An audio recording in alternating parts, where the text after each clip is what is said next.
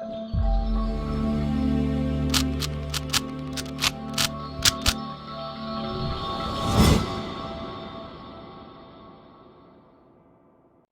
Guys, welcome to विवा classes part 2 let's continue, जिसमें हम आफ्टर 12th की वीडियोस अपलोड करते हैं और आई होप आपके लिए काफी यूजफुल रहती हैं। अगर आप लोगों को यूजफुल लगे तो प्लीज हमें कमेंट बॉक्स में अपना इंपॉर्टेंट फीडबैक जरूर दीजिए। तो जैसा कि आप लोगों ने रिक्वेस्ट किया था, reconciliation of cost in financial accounting ये चैप्टर हमने अपलोड करना शुरू किया है। इसकी इंट्रोडक्टरी वीडियो यानी पार्ट 1 में हमने इसका पूरा इंट्रोडक्शन भी दिया और 2 एग्जाम्पल्स भी लिए। और जितना ज्यादा हमें एग्जाम्पल्स मिलेंगे, क्वेश्चंस देखने को मिलेंगे, उतना ही हमारी कंसेप्ट पर क्लैरिटी ज्यादा होती है। तो 2 और एग्जाम्पल हम लोग लेकर आए हैं आपके पास, अच्छे वाले एग्जाम्पल्स जो लास्ट ईयर क्वेश्चंस में पेपर्स में पूछे जाते हैं। तो चलिए एक और क्वेश्चन देखते हैं हम लोग। यहाँ पर हमें दे रखा है एग्जाम्पल में प्रॉफिट दे रखा है कॉस्ट अकाउंटेंट का, फाइनेंशियल अकाउंटिंग का मिसिंग है, यानी यहाँ पर हमें पहुंचना है। ओपनिंग स्टॉक रॉ मटेरियल का भी दे रखा है दोनों में, और वर्क इन प्रोग्रेस दे रखा है। क्लोजिंग स्टॉक का भी मटेरियल दे रखा है और वर्क इन प्रोग्रेस का भी क्लोजिंग स्टॉक दे रखा है आपको। Dividend receive, loss on sale of investment, interest charge not considered in cost account and financial account. देखिए, अगर इस वाली टर्म को सीए और एफए यानी कॉस्ट रिकॉर्ड्स और फाइनेंशियल रिकॉर्ड दोनों में ही रिकॉर्ड नहीं किया गया तो इसका रिकंसिलिएशन स्टेटमेंट में कोई रोल नहीं है। क्यों? बिकॉज रिकंसिलिएशन स्टेटमेंट में तो हम क्या करने की कोशिश कर रहे हैं कि भाई जो सीए और एफए के बीच में गैप है, जो उनके बीच का गैप है, उस गैप को फिल करने की कोशिश कर रहे हैं।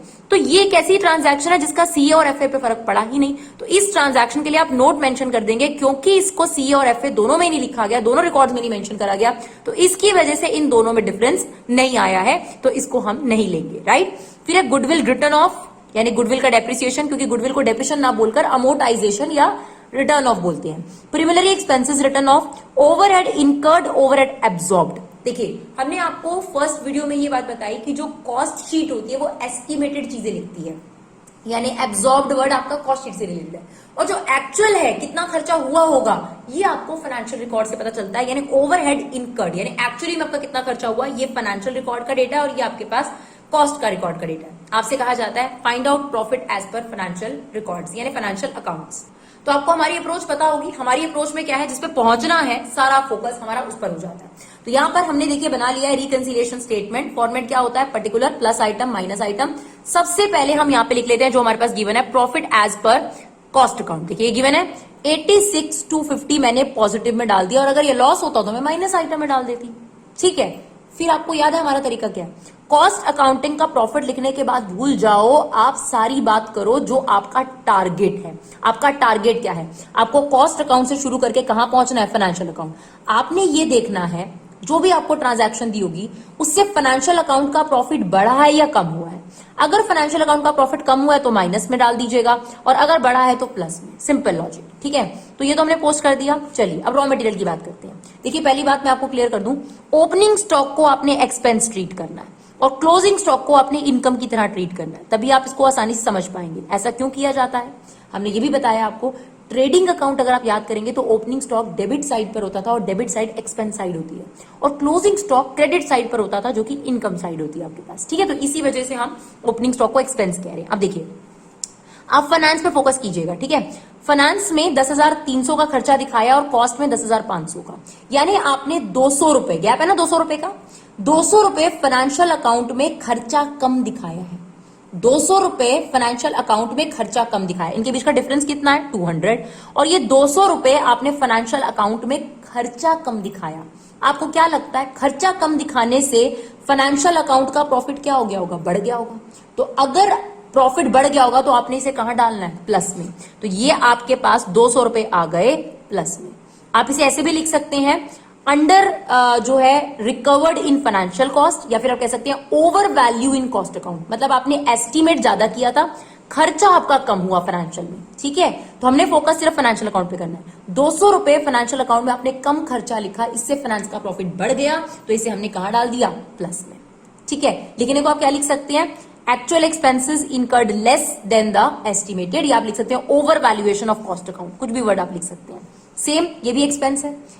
अब यहां देखिए, यहाँ 8500 या 8000, फाइनेंस में आपने 500 रुपए खर्चा कम दिखाया। खर्चा कम दिखाने से फाइनेंस का प्रॉफिट बढ़ गया होगा, तो बढ़ गया होगा तो फाइनेंस में प्लस चल रहा है। आपको पहुंचना कहां है, फाइनेंस पे पहुंचना है, तो अपनी सारी चीजें फाइनेंस के हिसाब से करनी है। तो ये 500 रुपए भी आपके प्लस में चले गए।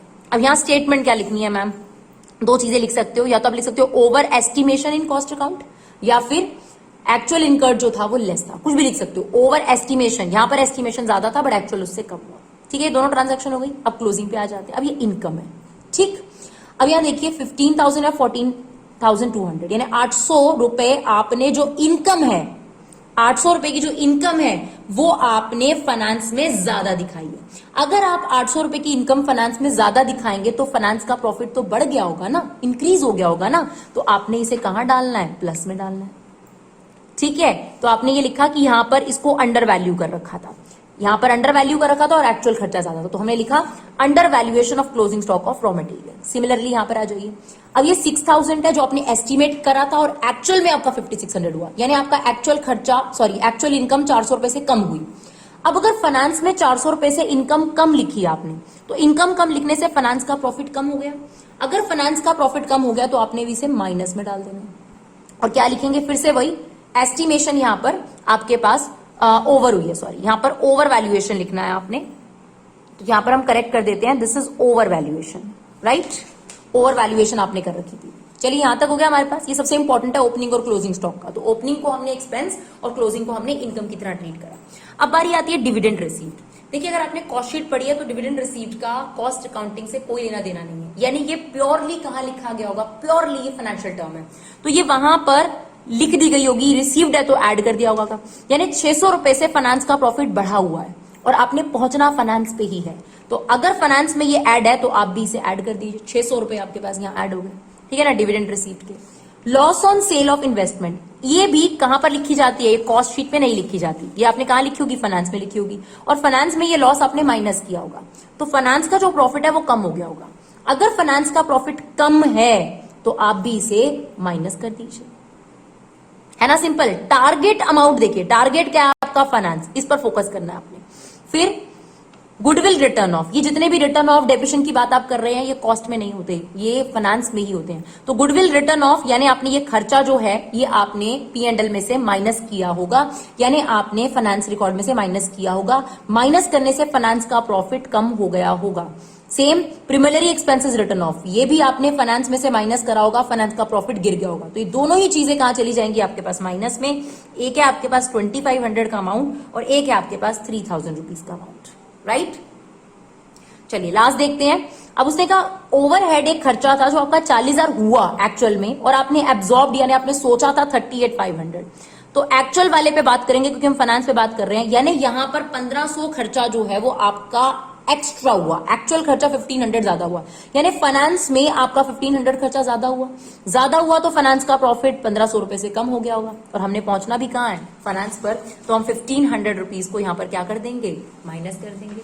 बस, अब आपकी जितनी भी टर्म्स थी ये सारी टर्म हमने रिकंसिलिएशन में पोस्ट कर दी। अगर आपको थोड़ा सा डाउट है बच्चों तो आपको वीडियो को दोबारा देखना पड़ेगा ताकि आप देख पाए कि कब हम प्लस कर रहे हैं कब हम माइनस कर रहे हैं। बहुत सिंपल सा लॉजिक मैंने अपनी तरफ से आपके लिए बनाया है कि जिस पे आपने पहुंचना है, जैसे फाइनेंस पे आपने पहुंचना है तो बस आप उस ट्रांजैक्शन का इफेक्ट देख लीजिए कि फाइनेंस के प्रॉफिट को उसने बढ़ाया है या कम किया। एक्सपेंस अगर है तो वो कम कर सकता है, बढ़ा भी सकता है, डिपेंडिंग अपॉन के एक्सपेंस ने किया क्या है। उसको देखने के बाद अगर फाइनेंस को प्रॉफिट को उसने बढ़ाया तो प्लस कर दीजिए और कम किया है तो माइनस कर दीजिए। अब हमने क्या करना है? इसकी बैलेंसिंग करनी है, तो हम प्लस आइटम भी देख लेंगे माइनस आइटम भी देख लेंगे। तो प्लस आइटम ज्यादा है, अगर प्लस आइटम ज्यादा है तो बैलेंसिंग फिगर प्रॉफिट का बचेगा, और अगर माइनस आइटम ज्यादा होती तो इसका मतलब आपका लॉस बचता। फिलहाल आपकी प्लस आइटम ज्यादा है तो इनको प्लस कर लेंगे और ये सब इसमें से हम क्या कर देंगे? माइनस कर देंगे, राइट? तो 86,250 200 प्लस कर देंगे, 500 प्लस कर देंगे, 800 प्लस कर देंगे, तो ये आपके पास टोटल आ रहा है 88,350। 88,350। अब आपने 88,350 में से ये सारी चीजें आपने माइनस कर देनी है, 400, 1000, 2500, 3000 और 1500, तो आपके पास बैलेंस निकल कर आ जाएगा profit as per, that is 79950, that is profit as per financial account, और ये टोटल हमने दोनों साइड मेंशन कर दिया, राइट? एक क्वेश्चन आपको समझ में आया? एक और क्वेश्चन लेते हैं, आप थोड़ा डिफरेंट लेंगे। देखिए मैंने अपनी तरफ से कोशिश करी है जो इंपॉर्टेंट कंसेप्ट है उनको लिया जाए, जैसे स्टॉक का कंसेप्ट बहुत इंपॉर्टेंट होता है तो हमने ये कोशिश करी। अब हम एक डिफरेंट क्वेश्चन लेंगे जिसमें आपको पहले कॉस्ट शीट भी बनानी पड़ेगी और उसके बाद आप रिकंसिलिएशन स्टेटमेंट बनाएंगे। तो चलिए वो क्वेश्चन देखते हैं अब आपके लिए। चलिए एग्जाम्पल नंबर 4 है हमारे पास, from the following prepare P&L account and cost sheet, यानी इस बार आपको 3 काम करने हैं। अभी तक आप जितने भी क्वेश्चंस देख रहे थे उसमें आप सिर्फ रिकंसिलिएशन स्टेटमेंट बना रहे थे, आपको फाइनेंशियल रिकॉर्ड का प्रॉफिट और कॉस्ट का प्रॉफिट ऑलरेडी गिवन था। अब आपके साथ क्या है, आपको P&L अकाउंट यानी फाइनेंशियल का प्रॉफिट भी खुद निकालना है, कॉस्ट शीट का भी प्रॉफिट खुद निकालना है, और फिर उन दोनों को रिकंसाइल भी करना है। तो आपको खुद भी समझ में आ जाएगा कि वाकई में इन दोनों में गैप क्या होता है। एक्चुअली में ये ट्रेडिंग P&L इकट्ठा होता है, ठीक है। तो P&L समझे या ट्रेडिंग P&L समझे एक ही बात है, तो इट्स अ ट्रेडिंग P&L। तो सारी आइटम हम ट्रेडिंग P&L की इसी में पोस्ट कर देंगे ताकि हम नेट प्रॉफिट पे पहुंच सके अकॉर्डिंग टू फाइनेंशियल रिकॉर्ड। तो उसने तीनों चीजें हमको बनाने को कही, तीनों चीजें बनाएंगे। Factory overhead are 25% on prime cost, ये उसने कॉस्ट शीट के लिए दे रखा है। Office overhead are 75% on factory overhead, okay. Selling price fixed at cost plus 25%, यानी कॉस्ट में 25% प्लस करके आपने सेलिंग प्राइस फिक्स करा है। स्टॉक दे रखा है ओपनिंग का, रॉ मटेरियल का भी, फिनिश्ड गुड का भी, FG मतलब finished good and that is raw material. Opening stock दोनों का दे रखा है, क्लोजिंग स्टॉक भी मुझको रॉ मटेरियल और फिनिश्ड गुड दोनों का दे रखा है। Purchase of raw material, wages, sales, work expenses, office expenses, right. ये जो एक्सपेंसेस शब्द है ये आपका P&L से रिलेट करता है, और ओवरहेड अगर शब्द आ जाता है जनरल तो वो कॉस्ट शीट से रिलेट करता है। तो चलिए सबसे पहले अपनी कॉस्ट शीट बनाते हैं इन्फॉर्मेशन के बेस पर।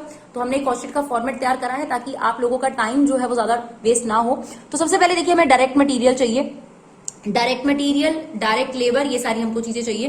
तो यहां पर सीधा आपको डायरेक्ट मटेरियल कंज्यूम निकालना होता है, जिसका फॉर्मूला होता है opening raw material. Opening raw material आपके पास 4000 plus purchase of raw material, that is a purchase of raw material 24,000 plus expense on raw material अगर होते, minus closing raw material, here is the closing raw material 6000। Opening raw material plus purchase of raw material, अगर कोई खर्चा किया अपने raw material पर तो वो ऐड होता, माइनस क्लोजिंग रॉ मटेरियल।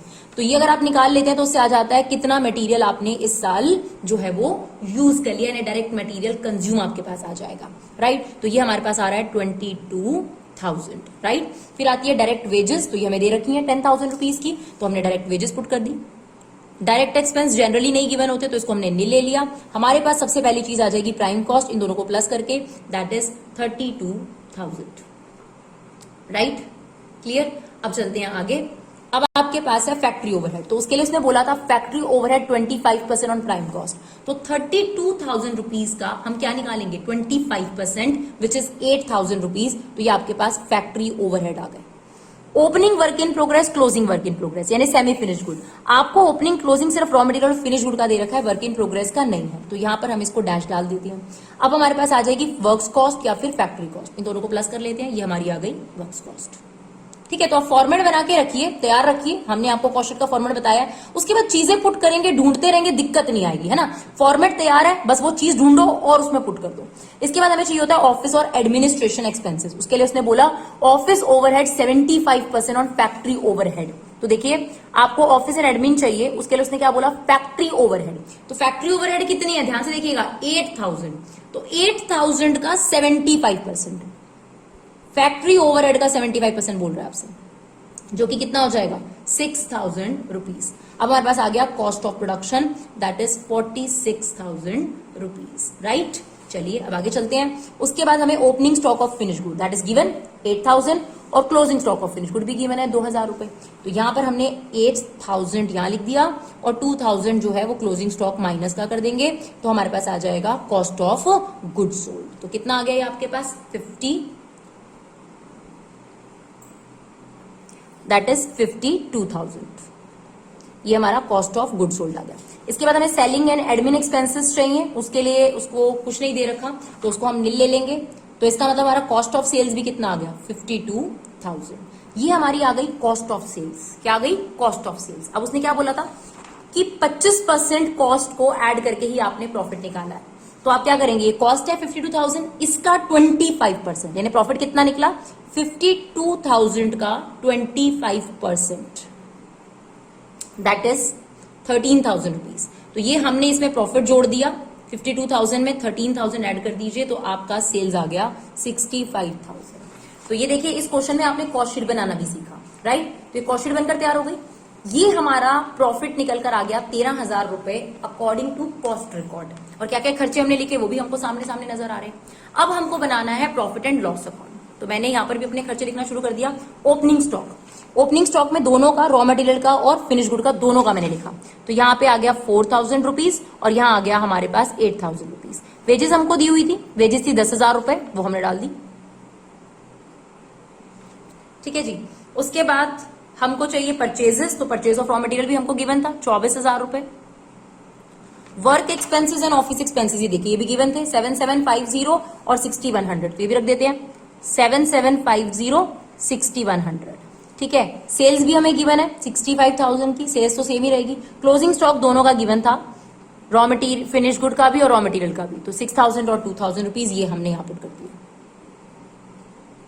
अब आप इसकी बैलेंसिंग करेंगे तो ऑब्वियसली क्रेडिट साइड बड़ी आ रही है 73,000 में से आप ये डेबिट साइड वाला माइनस करेंगे तो आपके पास आ रहा है net profit according to financial record, that is 13,150 rupees. तो आप देखिए जो फाइनेंशियल वाला है वो कह रहा है कि 13,150 का प्रॉफिट है और जो कॉस्टिंग वाला है वो कह रहा है 13,000 रुपए का प्रॉफिट है, यानी इन लोगों में गैप आ गया, क्योंकि कुछ चीजें आप देखेंगे कि इनका वैल्यूएशन। तो चलिए अब हमारे पास फाइनेंशियल अकाउंट का प्रॉफिट आ गया और कॉस्ट का भी आ गया। अब हम खुद देख सकते हैं कि कौन सी चीजें इनकी मैच नहीं करती, तो हम यहाँ पर इस क्वेश्चन में फाइनेंस का प्रॉफिट ले रहे हैं और कॉस्ट पर आपको पहुंचकर दिखाएंगे। और घबराइएगा मत, ये ट्रेडिंग P&L है कि कई लोगों को लगता है ओपनिंग और सेल्स तो मैम ट्रेडिंग में आता है, तो yes it is a trading P&L account, mix है ये आपके पास। तो हमने पहले स्टार्ट किया profit as per financial account. Financial account का प्रॉफिट है 13,150 रुपीज, यहाँ देखिए हमारे पास बचा था। अब हम वो चीजें ढूंढना शुरू करेंगे जो इनके बीच के गैप के रीजन है। देखिए direct material direct wages same रहती हैं, फैक्ट्री ओवरहेड अगर आप देखेंगे तो यहाँ 8,000 है, एस्टीमेट आपने 8,000 किया था, लेकिन एक्चुअल में वर्क एक्सपेंस और फैक्ट्री एक ही बात होती है 7750, यानी आपके 250 रुपीज आपने एस्टीमेट ज्यादा किए थे वहां पर। अब आप देखिए आपने पहुंचना कहां है, आपने कॉस्ट अकाउंट पे पहुंचना है, तो आपका सारा फोकस कॉस्ट पे रहेगा। आपने 250 रुपीज ज्यादा लगाए हैं क्योंकि कॉस्ट में आपने खर्चा लिखा है 8,000 रुपए का फैक्ट्री का, और जबकि फाइनेंस में आपने लिखा है 7750 का, तो 250 रुपीज आपने कॉस्ट में ज्यादा लिखा है, उससे कॉस्ट का प्रॉफिट कम हो गया होगा, और कॉस्ट का प्रॉफिट कम हो गया और हमने पहुंचना भी कॉस्ट पर है, तो जहां हमने पहुंचना उसके अकॉर्डिंग तो हम इसे क्या कर देंगे, प्लस कर देंगे। तो 250 रुपीज हमने क्या कर दिया, प्लस। अब वो प्लस माइनस वाला फॉर्मेट भी बना सकते हैं और ऐसे भी प्लस माइनस कर सकते हैं, राइट। चलिए और देखते हैं ऑफिस ओवरहेड। देखिए यहाँ पे 6,000 है जो आपने एस्टीमेट करा था और एक्चुअल ऑफिस एक्सपेंस 6,100 है, यानी आपने कॉस्ट में लिख रखे हैं 6,000 रुपीज और एक्चुअल खर्चा आपका ये हुआ है, तो कॉस्ट में आपने 100 रुपए कम एस्टीमेट करा खर्चा। अगर आप कम एस्टीमेट करेंगे तो उससे कॉस्ट का प्रॉफिट क्या हो गया होगा, कॉस्ट का प्रॉफिट बढ़ गया होगा आपके पास। सॉरी पहले वाला गलत हो गया, यहां पर आपने कॉस्ट में 250 रुपीज ज्यादा खर्चा दिखा दिया था, इससे कॉस्ट का प्रॉफिट कम हो गया था। तो अगर कम हो गया था तो हम इसको क्या कर देंगे, माइनस कर देंगे, है ना, क्योंकि आपने 250 रुपए कॉस्ट में ज्यादा दिखाए थे, ज्यादा दिखाने से कॉस्ट का प्रॉफिट कम हो गया होगा तो आप माइनस करते होगे। यहां पर आपने 100 रुपए कॉस्ट में 100 रुपए कम खर्चा दिखाया है ना, वहां पे 6,100 है, यहाँ 6,000, 100 रुपए कम दिखाने से कॉस्ट का प्रॉफिट बढ़ गया होगा, तो आप भी इसे क्या कर देंगे, ऐड कर देंगे। इसके अलावा अगर आप कोई भी चीज देखेंगे तो सब मैच कर रहा है, opening finish good, closing finish good, selling expenses सब मैच कर रहा है, और कोई भी ऐसी चीज नहीं है जो सिर्फ कॉस्ट में हो और फाइनेंस में ना हो, ऐसा भी आप चीज चेक करेंगे। तो सारी टर्म इसमें से मैच करने के बाद अगर कोई ऐसी टर्म हो जो सिर्फ आपको यहां नजर आ रही है, सिर्फ यहां नजर आ रही है, तो उसका इंपैक्ट भी रिकंसिलिएशन में आपने जरूर पोस्ट करना है, बट फिलहाल यहां पर यही है। तो अगर आप इसे चेक करेंगे तो ये आपके पास 13,000 rupees profit as per cost account आ जाएगा, राइट। तो आई होप आपको हमारी ये वीडियो यूजफुल लगे, अगर यूजफुल लगे तो अपना वैल्यूएबल फीडबैक जरूर दीजिए। Thank you so much guys for love and support, keep supporting Vibha classes.